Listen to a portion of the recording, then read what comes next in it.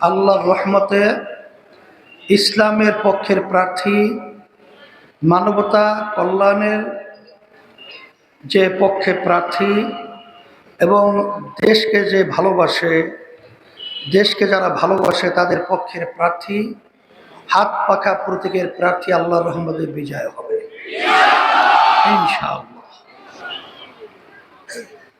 আজকে দেশ ৫৪ বছর হলো স্বাধীনতার পরে, যে লক্ষ্য আশা উদ্দেশ্য নিয়ে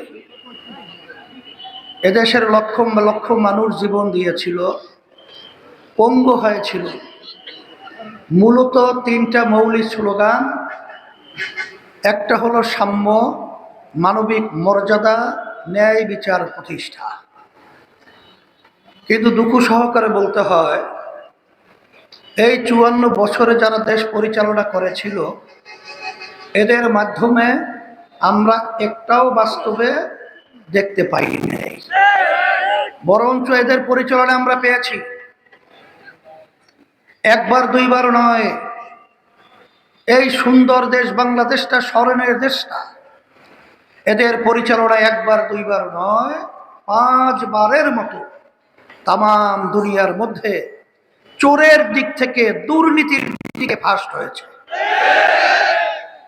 এদের পরিচালনা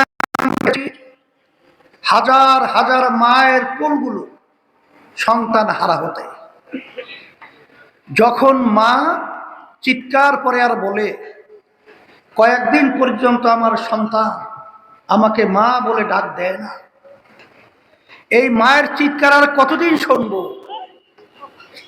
আর এই দুর্নীতি আমাদের দেশ বারবার চ্যাম্পিয়ন, কতবার করব?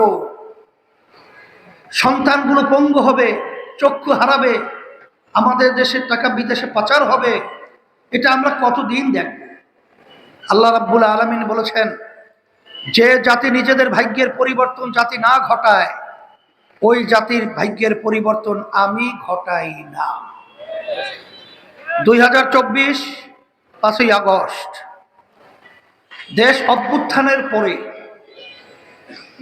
এই দেশকে গড়া এবং মানুষ মুক্তি পাওয়া, এক কথায় দেশটা স্মরণের দেশ তৈরি করা একটা সুন্দর পরিবেশ তৈরি হয়েছে।